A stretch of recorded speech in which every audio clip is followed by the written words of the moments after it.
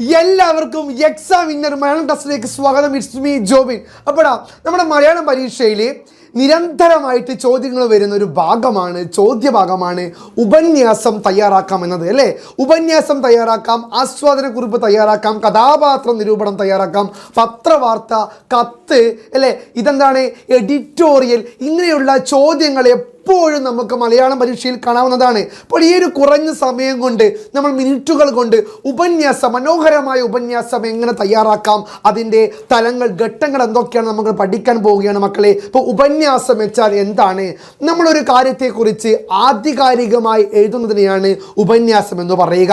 അതിൽ നമ്മുടെ ആശയങ്ങൾ, അർത്ഥങ്ങൾ, സമകാലിക പ്രസക്തി, ഇന്നത്തെ കാലത്തിൻ്റെ പ്രസക്തി, പഴയ കാലവും ഇന്നത്തെ കാലവും ഒക്കെ താരതമ്യം ചെയ്ത് ഒരു വിഷയത്തെ ആസ്പദമാക്കി നമ്മൾ ആധികാരികമായി നല്ല ഭാഷയോടുകൂടി എഴുതുന്ന ലേഖനം അല്ലെങ്കിൽ ഉപന്യാസം എപ്പോഴും മലയാളം പരീക്ഷയ്ക്ക് കടന്നു വരാറുണ്ട്. അപ്പോൾ ഉപന്യാസം എഴുതുമ്പോൾ മുത്തുമണികളെ ആദ്യം തന്നെ ശ്രദ്ധിക്കേണ്ട കാര്യം എന്താണ്?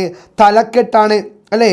തലക്കെട്ട് അത്രമാത്രം ഇമ്പോർട്ടൻ്റ് ആയ കാര്യമാണ്. ഉപന്യാസത്തിൽ തലക്കെട്ടിന് വളരെയധികം പ്രാധാന്യമുണ്ട്. ഒന്നാമത്തെ തലക്കെട്ട്, നിങ്ങൾക്കൊരു വിഷയം കിട്ടിയാൽ, അതായത് സ്ത്രീകൾ നേരിടുന്ന വെല്ലുവിളി എന്നൊരു വിഷയമാണെങ്കിൽ നമുക്ക് എന്തൊക്കെ തലക്കെട്ട് കൊടുക്കാൻ പറ്റുക അല്ലെ? സ്ത്രീകൾ നേരിടുന്ന വെല്ലുവിളിയാണെങ്കിൽ ഒരു തീ അല്ലെ, ഒരു തീ എന്ന് കൊടുക്കാം, ഒരു തീ എന്ന് കൊടുക്കാം അല്ലേ. അത് തലക്കെട്ടാണ്. മുന്നോട്ട് ഒരു തലക്കെട്ട് കൊടുക്കാം. അത്തരത്തിൽ പ്രകൃതി ചൂഷണത്തിനെതിരായുള്ള എന്ന വിഷയത്തിൽ ഉപന്യാസം തയ്യാറാക്കുക.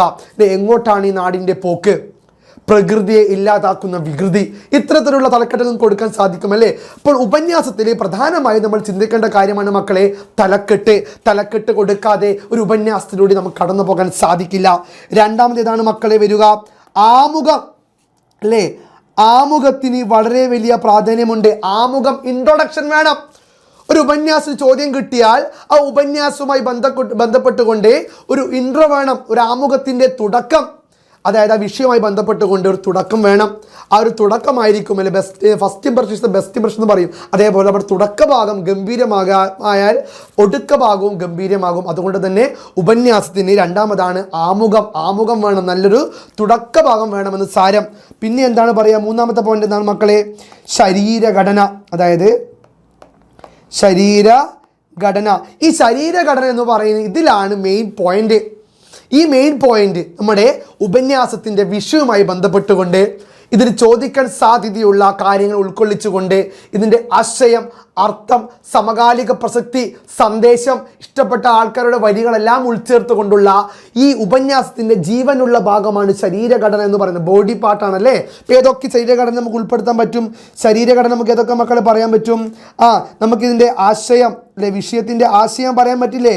പിന്നെയോ അർത്ഥം, ഏത് വിഷയമാണോ പറയാൻ അർത്ഥം പറയാൻ പറ്റും. പിന്നെ സമകാലിക പ്രസക്തി, ആ വിഷയത്തിൻ്റെ ഇന്നത്തെ കാലത്തിൻ്റെ പ്രസക്തി. പിന്നെ പഴയതും പുതിയതും തമ്മിലുള്ള എന്താണ് മക്കളെ? തമ്മിലുള്ള താരതമ്യം, പഴയതും പുതിയതും തമ്മിലുള്ള താരതമ്യം എന്ന് പറയുന്നു. പഴയ കാലവും പുതിയ കാലവും തമ്മിലുള്ള താരതമ്യം ഇതിൽ പ്രകടമാണ്. പിന്നെ എന്താണ് പറയുക?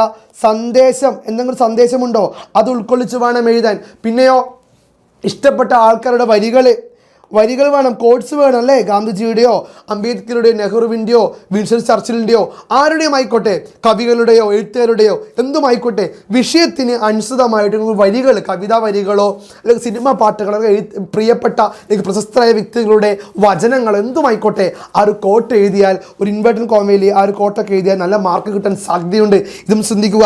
പിന്നെ എന്താണ്? നിങ്ങളുടേതായ അഭിപ്രായം അല്ലേ, നിങ്ങളുടേതായ അഭിപ്രായം കൂടി എഴുതി വെക്കണം. കാരണം നിങ്ങൾക്ക് ആ ടോപ്പിക്കുമായി ബന്ധപ്പെട്ട്, ആ വിഷയവുമായി ബന്ധപ്പെട്ട് നിങ്ങൾക്ക് എന്താണോ പറയാനുള്ളത് ആ കാര്യവും നിങ്ങൾ ഉപന്യാസം സെറ്റായി വെക്കണം കേട്ടോ. ഏതിൽ? നമ്മുടെ ശരീരഘടനയിൽ. പിന്നെന്താണ്? ഇവിടെയാണ് നമ്മുടെ ഉപന്യാസത്തിൻ്റെ യഥാർത്ഥമായ മർമ്മമായ ഭാഗം. പിന്നെന്താണ് മക്കളെ? പാരഗ്രാഫ് അല്ലേ. പാരഗ്രാഫ് എന്ന് പറഞ്ഞാൽ എന്താണ് മക്കളെ? ഗണ്ണിക തിരിച്ചെഴുതണം. പാരഗ്രാഫായിട്ടാണ് എഴുതുന്നത്. ഇപ്പോൾ ഒരു ഉപന്യാസം ഇങ്ങനെയാണെങ്കിൽ ഇവിടെ നിങ്ങൾ എഴുതുമ്പോൾ ഗണ്ണിക തിരിച്ച് എഴുതാൻ സാധിക്കണം. ഒരു പുറത്തിൽ കവ്യത എന്ന് പറഞ്ഞാൽ മിനിമം 3-4 ഗണ്ണിക വന്നിരിക്കണം. അപ്പോൾ ഗണ്ണിക തിരിക്കുമ്പോഴാണ് ഓരോ ശരികൾ നിങ്ങൾക്ക് വീഴുക. ടീച്ചർ ഒരു ഗണ്ണിക വായിച്ച് ശരിയിട്ടു, രണ്ടാമത്തെ ഗണ്ണിക ശരിയിട്ടു. അപ്പോൾ ശരികൾ കൂടുതൽ വാങ്ങാൻ പറ്റിയ ഭാഗമാണ് ഗണ്ണിക തിരിച്ചെഴുതുക. പാരഗ്രാഫ് എഴുതിയാൽ ഉപന്യാസത്തിന് കാണാൻ നല്ല ഭംഗിയും ഉണ്ടാകും, മാർക്കും കിട്ടും, ഒരു ആകർഷണവും ഉണ്ടാകും. അത് ശ്രദ്ധിക്കുക. പിന്നെയുള്ളതാണ് അവസാനത്തേതാണ് എന്ത്? ഉപസംഹാരം അല്ലേ. കൺക്ലൂഷൻ എന്ന് പറയും. ഉപസംഹാരം എന്ന് പറഞ്ഞാൽ ബാഹുബലിയുടെ കൺക്ലൂഷൻ അല്ലേ, കൺക്ലൂഷനാണ്. ഉപസംഹാരം എന്ന് പറഞ്ഞാൽ അവസാനിപ്പിക്കലാണ്. നിങ്ങൾ ഉപന്യാസത്തിന് നല്ലൊരു അവസാനം കൊടുക്കണം, നല്ലൊരു വരികളൊക്കെ ചേർത്തുകൊണ്ട് ഉപന്യാസത്തെ കുറച്ചും കൂടി മികച്ചതാക്കി ആൾക്കാരുടെ മുമ്പിൽ അവതരിപ്പിക്കാൻ പാകത്തിൽ നല്ലൊരു അവസാനം കൊടുത്തുകൊണ്ട് നല്ല വരികളൊക്കെ കൂട്ടിച്ചേർത്ത്, എഴുത്തുകാരുടെ കവികളൊക്കെ വരികൾ കൂട്ടിച്ചേർത്ത് നല്ലൊരു അവസാനം കൂടി, നിങ്ങളുടെ അഭിപ്രായം കൂടി കൂടിച്ചേർത്തുകൊണ്ട് നല്ലൊരു അവസാനം കൂടി കൊടുത്താൽ മക്കളെ ഉപന്യാസത്തിന് നല്ലൊരു ഉപസംഹാരം കൊടുത്താൽ ഉപന്യാസം അടിപൊളിയെ നിങ്ങൾക്ക് തയ്യാറാക്കാം. ഇപ്പോൾ ഉപന്യാസം എങ്ങനെയാണ് തയ്യാറാക്കേണ്ടത്? ആദ്യം എന്തുവാണ്? തലക്കെട്ട് കൊടുക്കണം, ആമുഖം എഴുതണം, ശരീരഘടന, അതിൻ്റെ ആശയം, അർത്ഥം, സമകാലിക പ്രസക്തി, പഴയതും പുതിയതും തമ്മിലുള്ള താരതമ്യം, സന്ദേശം, വരികൾ, അഭിപ്രായം എന്നിവയൊക്കെ എഴുതാൻ മറക്കരുതേ. പിന്നെ പാരഗ്രാഫ് ആക്കി തിരിച്ചിരിക്കുക, അത് ഇമ്പോർട്ടൻ്റ് കാര്യമാണ്. പിന്നെ ഉപസംഹാരം അവസാനിക്കുമ്പോൾ നിങ്ങൾക്ക് ഇഷ്ടമുള്ള കാര്യങ്ങളൊക്കെ എഴുതിക്കൊണ്ട് ഒരു നിഗമനവും നിങ്ങളുടെ അഭിപ്രായം എഴുതിക്കൊണ്ട് മനോഹരമായ ഭാഷയിൽ നിങ്ങൾ എന്ത് വേണം? ഉപസംഹാരം കൊടുത്ത് ഉപന്യാസം അവസാനിപ്പിക്കാം. ഈ കാര്യങ്ങളൊക്കെ ശ്രദ്ധിച്ച എൻ്റെ മക്കൾക്ക് ഉസാർക്ക് മുന്തിരിങ്ങ, ഉസാർക്ക് നാരങ്ങ, നല്ലൊരു ഉപന്യാസം എഴുതാൻ സാധിക്കും, നല്ല മാർക്കും വാങ്ങാൻ സാധിക്കും. It's me Jobin from examiner. By.